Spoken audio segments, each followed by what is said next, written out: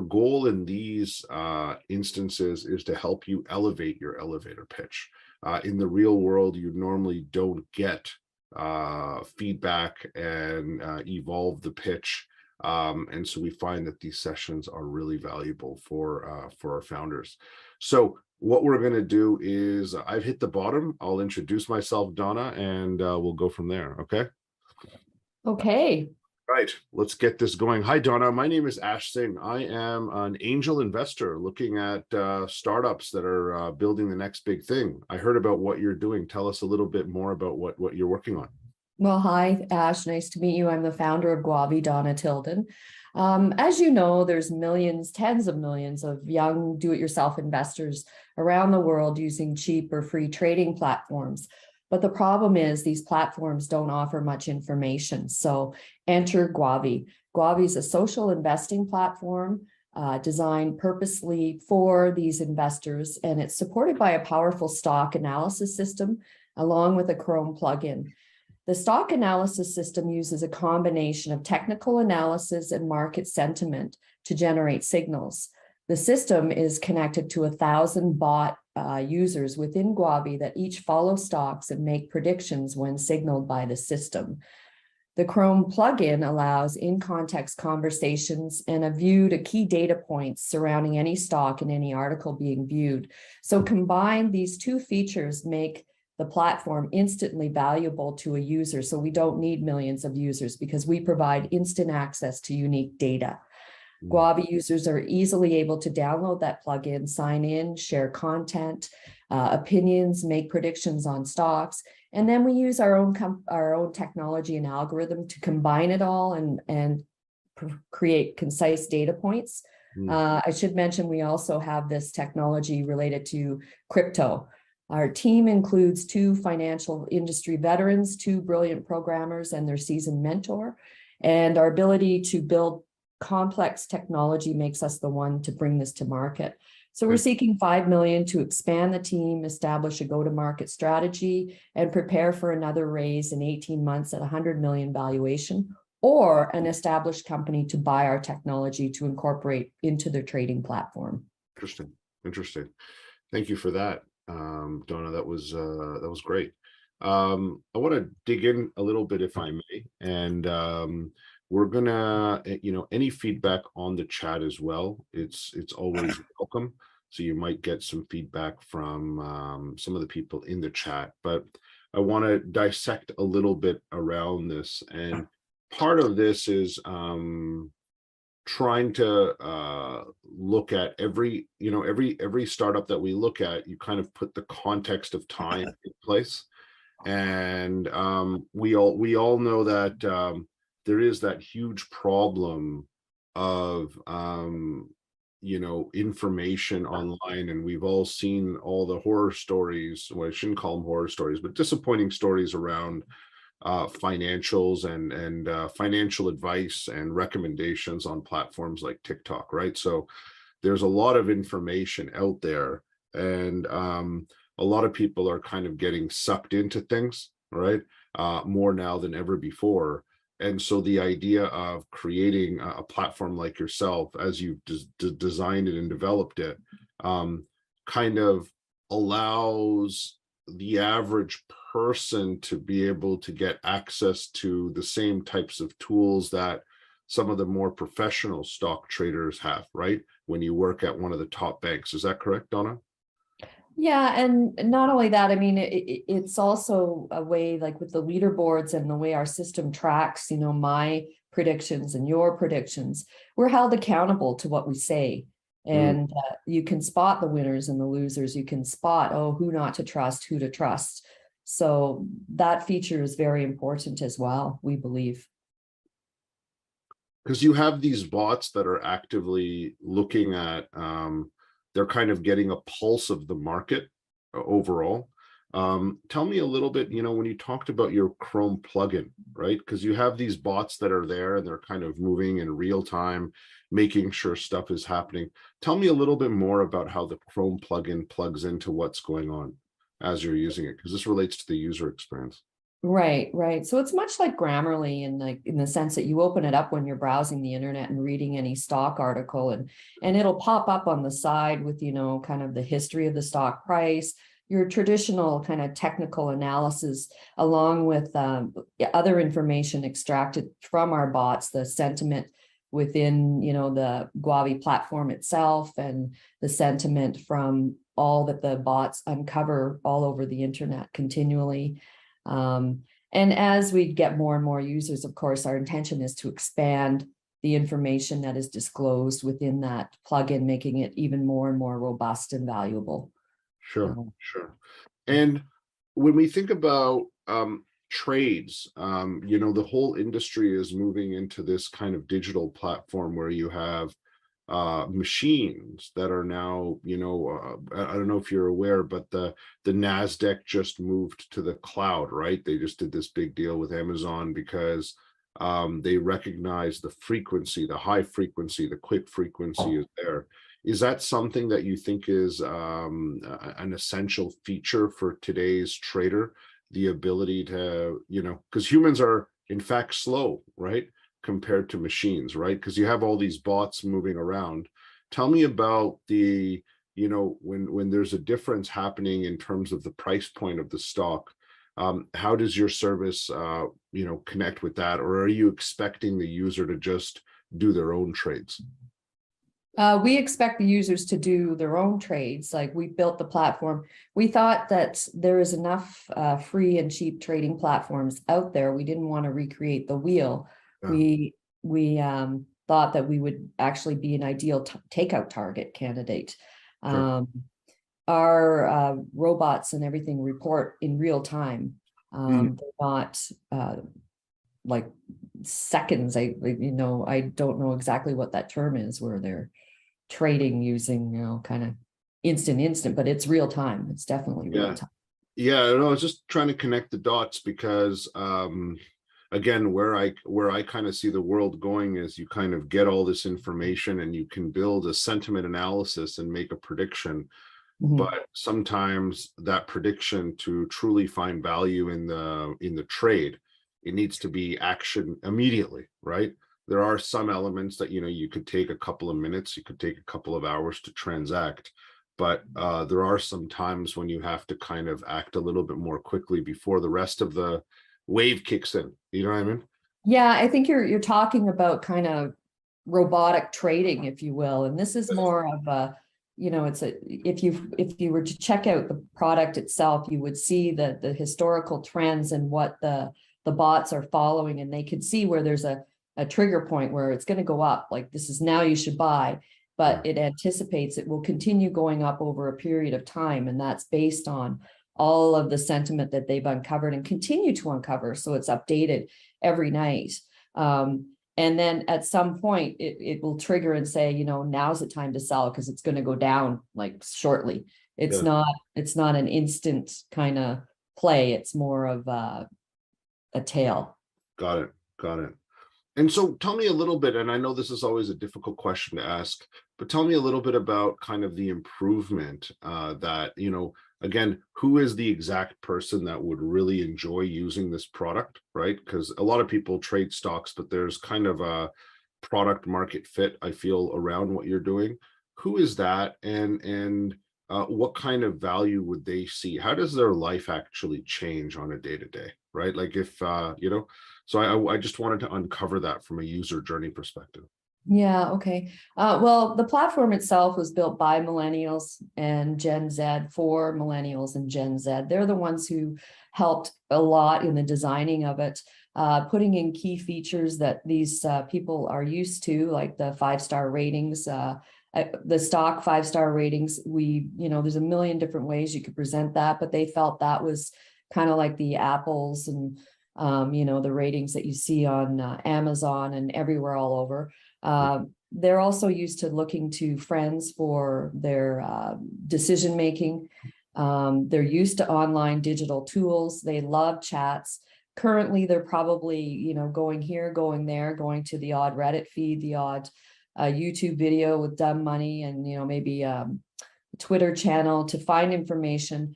But if you step away, you miss out. There's no tracking system, no overall monitoring of what's been said, what's been done, and Guavy does that. So, you can walk away and come back and say, hey, where is it Apple at now based on the crowd? I didn't miss anything. I can see right now what's happened since I left. The stock sentiment went up, went down, that type of thing.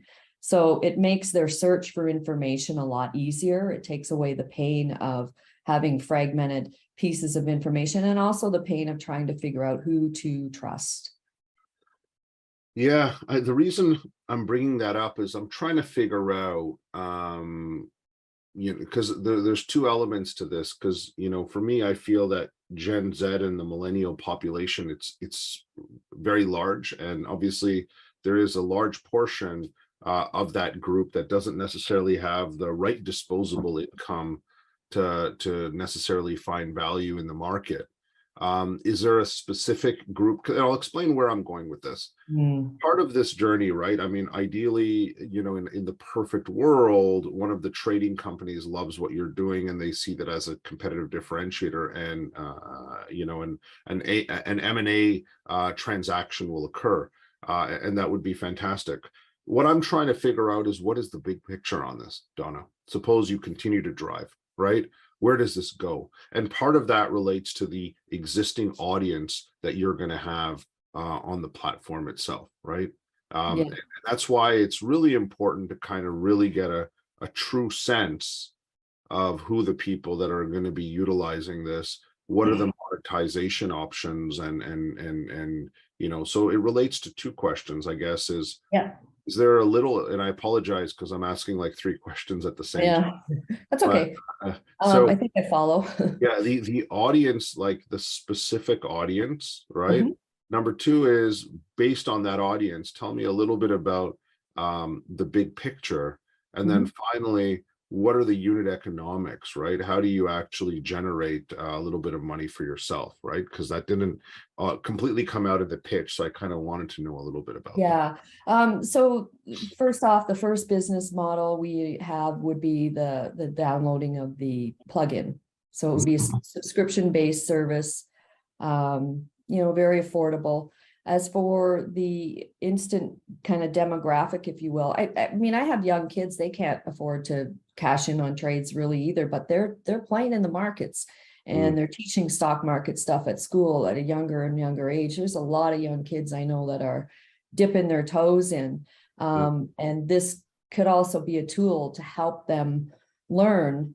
But aside from that, I mean, these young generations, they stand to inherit tons of money. There's going to be a huge transfer of wealth from the boomers to younger generations over a period of time. And these younger people are not thrilled with the traditional investment advisor business model. They want to do something different, and they want to be more involved, and they want to feel that they are more in control and learning. So our ultimate goal is to be one of the big disruptors in that field as more investors investment advisors reach retirement age at a time when this money is being transferred.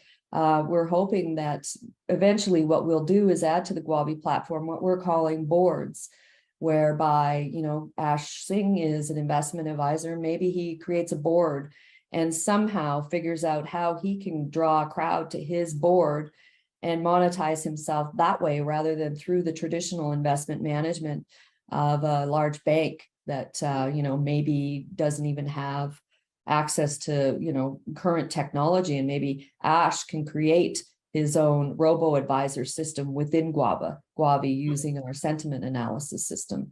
So there's a big plays there. There's lots of ideas, but the idea is to kind of be on the forefront of what's going on in the investment industry and help with the transition from the old guard to the new guard, and keeping an eye out for these young investors, really. Yeah. Because I think, Donna, that's where, from my view, you kind of have, and like every platform, you have this innate challenge of the empty dance floor syndrome, right? You have to make sure you have enough, beautiful people on the dance floor and then enough people that are going to come buy drinks for those beautiful people on the dance floor. And that's kind of how a club or a bar kind of works, right? That's the thought process. And so when I think about this, where I see kind of the disruption, because you sometimes you can lead with the customer, or you can lead with the person that's going to initiate enough interest around that, right? And so when I think about this, there's customers, and then there are users of every platform, just like on Google, right? There's some people that everyone uses Google, but they're not customers of Google. Yeah. And so when I think about this, I look at this as kind of that authentic, truthful platform for the next generation millennial advisory people, right? So you have robo advisory, and then you're also going to have people that are going to actually do the analysis and all these other components. But you know what? They're not actually going to be working for Goldman Sachs anymore, right? They're not going, they're going to be authentically motivated, right? Because part of this problem is if you think about these wealth advisors, all of them are in cahoots. They're all motivated to sell certain products, right? And you might know this from for if you have a private banker, and private bankers, they wake up every morning and their boss tells them what they need to sell. Okay, they give some advice, but then they also make sure that they sell the product that they have the most upside in, right? Yes. When I think about your product, I see this as kind of a central source of truth. And if the central source of truth is around finding people, the gamified leaderboard that you have, right? And being able to mimic and mirror that person, right?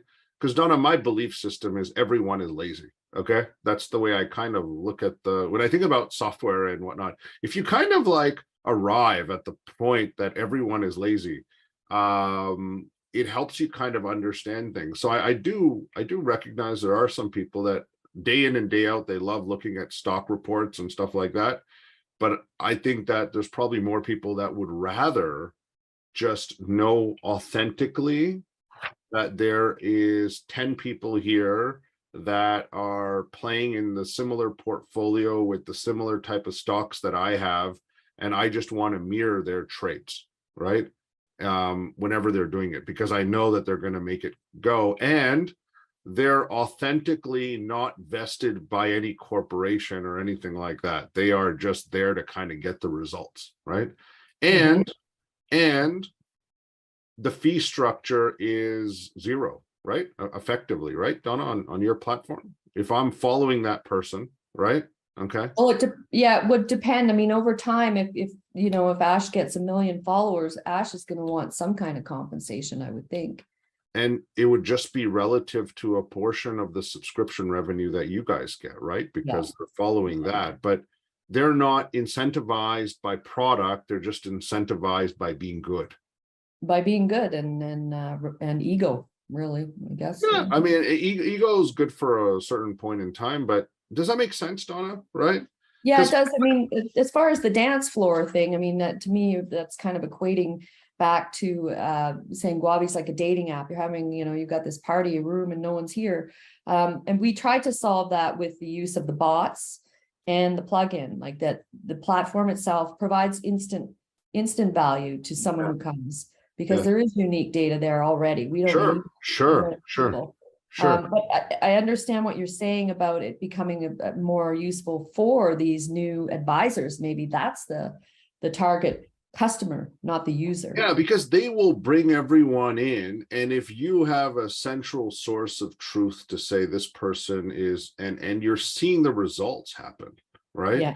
When let's just coming back to the comparison, Donna, when I think about your typical advisor person, like what our parents use, right? They have all these comparisons, but the typical wealth advisor, what kind of percentage cut do they take? What do they normally take? What do they normally in your research, what kind of cut do they normally take? A basis point, yeah, in Okay. around there.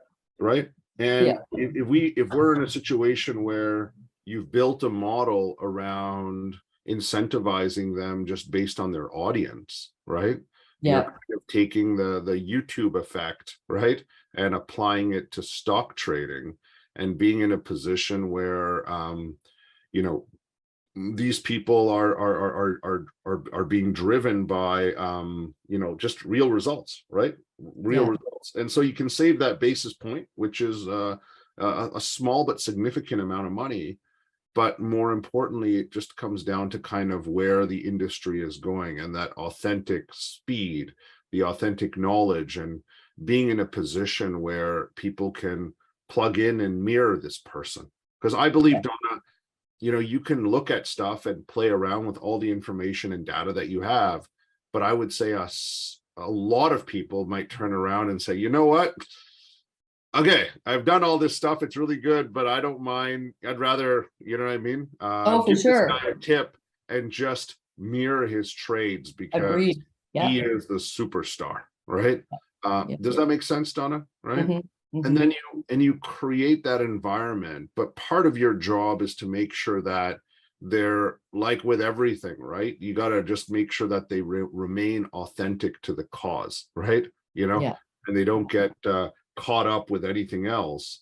But when you're in that mode and you're finding these people, and suddenly, you know, because it also comes down to results, right, Donna? Like if somebody is using your platform well, and the superstar traders are using their platform well, I'm assuming that they can outpace the typical ETF. Correct, Donna? Oh, wow. Well, you know, it depends on how they do. You can long, you can short, you can go both ways. So, Sure. I mean, there is potential to do Yeah, extremely well, yeah, but yeah. And I you can't know, guarantee that. yeah, I know for SEC regulations, we can never Right, guarantee that, right. and all that fun Yeah, stuff. yeah. But the idea, Definitely intended to be one of the tools in the toolbox. It's kind of, yeah, it's not intended to be, this is a buy signal, because like yeah. that, we can't do that. Yeah.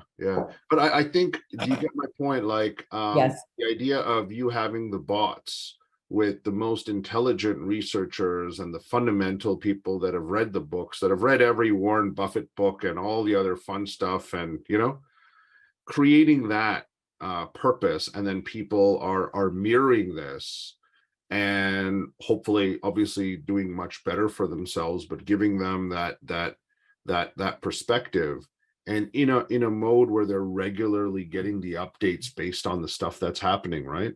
I think Mhm. that's a very interesting value prop, right? I Because think that's what eToro does, if I, right? Yeah. yeah. So there are some people that have tried to take it, and I think there's a lot of different ways to cut this, right? But Donna, Mhm. like that gamified leaderboard coupled with all the other components, part of your journey is to, as I'm reading it, right, is giving everyone the opportunity to get access to the bots and the information and the analysis. Okay. Mhm. But Mhm. when you look at that, and that could go to all the millennials, right, and the Gen Zs, but you might have some millennials or even Gen Xers out there that have just been stock trading for the last 10 plus years, right? And they Yeah. got the system. And I think just being able to mirror that, and understanding kind of what your, because it's also about personability too, right? Everyone has a certain amount of money that they can allocate to a stock deal, right? This is a Yeah. certain amount of money and what they want to get out of it, right? There's some people that need capital every month from their trading, right? They live off of it, Mhm. versus people that kind of have a long window. And I feel like, when we think about systems and stuff like this today, I haven't really seen anything, Donna, just to kind of make it more personal for the millennial or the Gen Z person, is to be able to provide their insights, their inputs in terms of their preferences in terms of the money that they're trying to recoup from this, and help them to build out the annuity that they're looking for, Donna. Does that matter? Does that matter to people? Like, there's some people would want something to come to them every month versus every week versus every year. Does that Mhm. matter? Does that Mhm. matter? Does it matter? Do you think when you think about the audience itself, do you think that the Mhm. audience would want to have something like that on the tail end? Like, do you think that they would want to have, do you think there's different, I guess my question is around, I always come back to the value proposition. I understand. I think I understand. Yeah, And yeah. I feel like in 2022, why do people play stocks? Why do they do it? Right? I think people are always going to want more. Like if you say, do you want money? You want 500 every month or once a year? They're going to say, well, give it to me every month. Sure. But what I'm saying is, I would say the vast majority of people play the stock market to earn, right? They pay Yes. some of the bills. Now, the thing is from a millennial perspective and a Gen Z perspective, the reason I'm bringing this up, because that's what your audience is. The idea of having leaderboards that relate to their preferences on their requirements, their financial I requirements. get it. Yeah, There's some people that need money to pay for milk. I get it. Yeah, There's some people that need money for their fourth car, right? And what I'm saying is, got it. Different kinds of leaderboards for different kinds of goals, financial goals. yeah, and you connect the dots around that. I think that's kind of solving a lot of problems, right?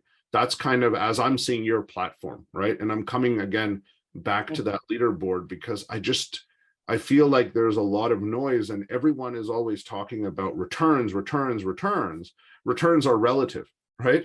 Yeah, You know, yeah, yeah. and I feel like if we are building products for the millennial Gen Z group, right? We have to take into account that their requirements, their short-term requirements are vastly different Yeah. than the requirements of Gen X, and people older than them, right? And Got so it. it's kind of how I see your product, right, Donna, right?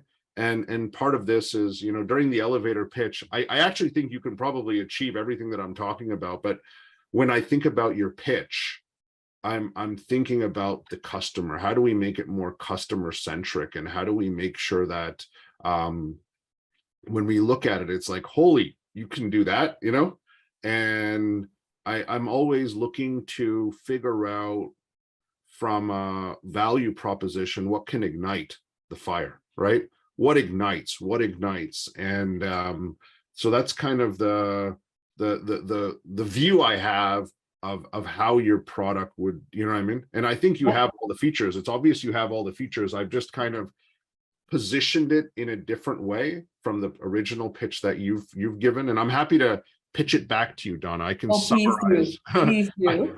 I can summarize it, but Donna, does that make sense? Yeah, I understand completely what you're saying. You have everything that I've talked about. I'm sure you can do, but sometimes it's just a different inflection point and where things are, and it really kind of resonates. And I feel like in 2022, something like that understands my financial requirements, gives me authentic leaderboards that allow me to, test out and see what's going on and mirror people, puts me in a situation where I just feel good, right? And there's some traders that are going to be really good for the short-term payback, right? Short-term payback. You need to pay for milk every week versus, your fourth car at the end of the year, or your fourth home, right? That's kind of how I see it, Donna, right? Okay. And Okay. We'll have to very noodle much that. centric on that, right? Mhm. So I'm going to, if it's okay, I'm happy to pitch the Guavy platform, okay, to you. What I'll do is, I know you're looking to raise $5 million. Tell me a little bit about the use of capital on that, by the way. What are you going to use that money for?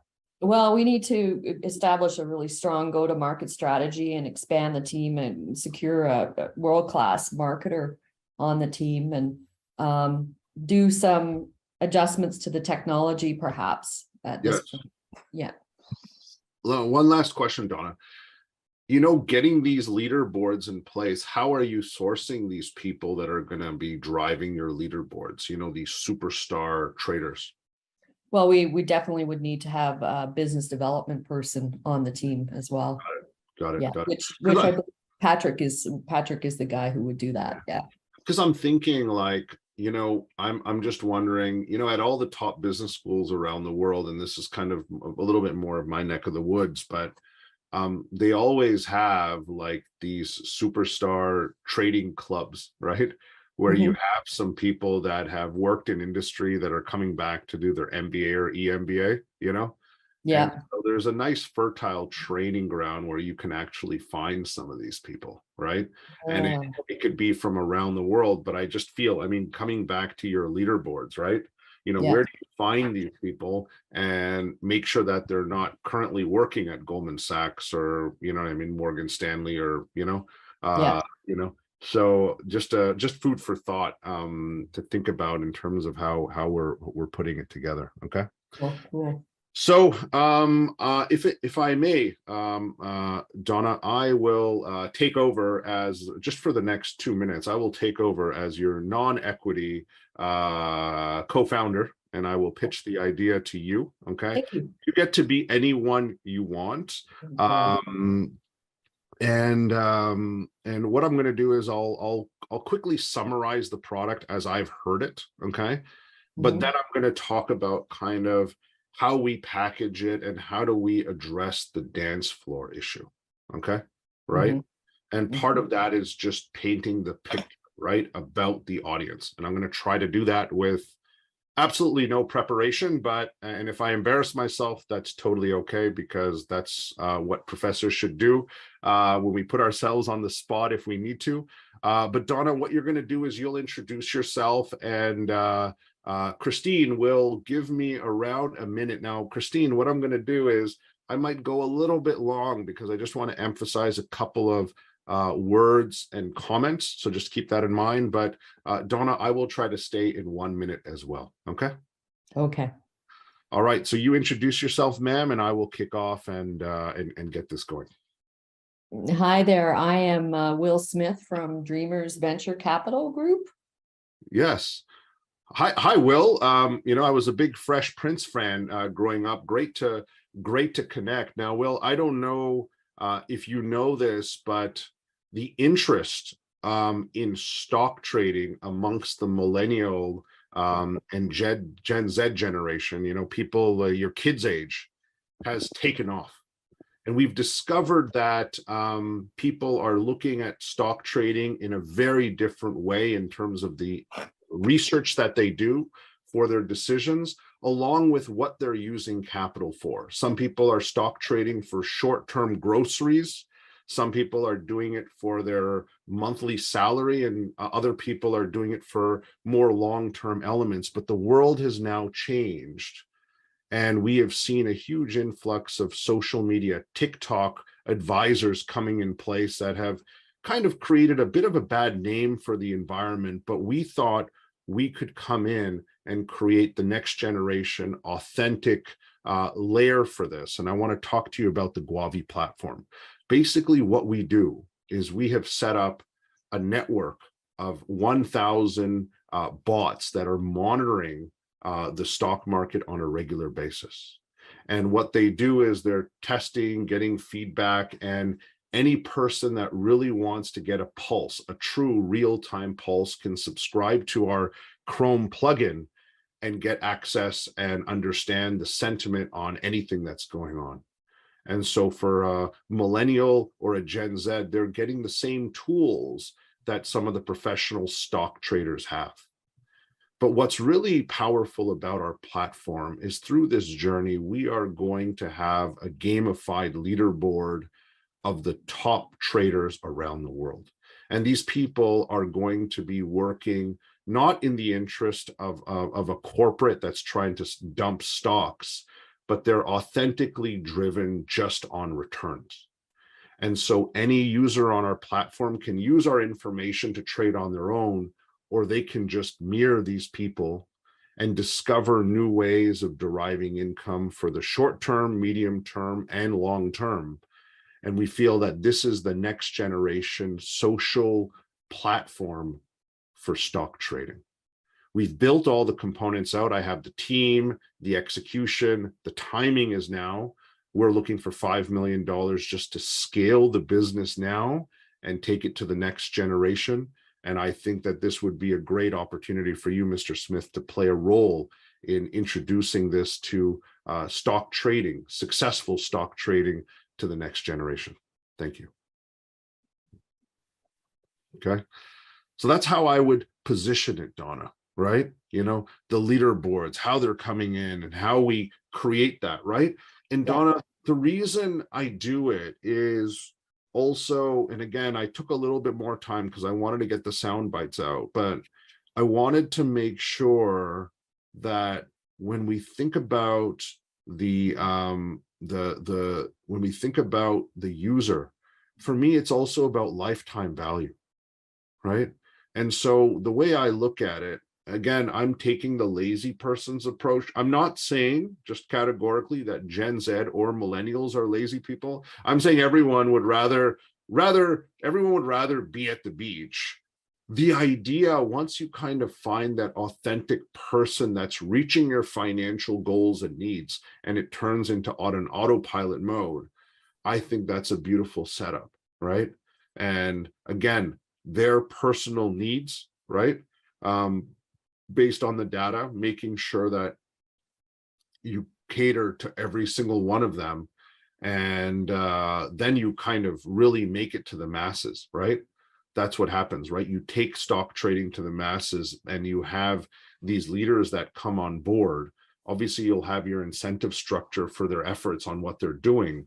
Obviously, there's an ego play around it, but I think that's going to be really powerful, Donna, right? Excellent. Thank you very much, Ash. It's really interesting and very helpful. Yeah, my pleasure. My pleasure. Really.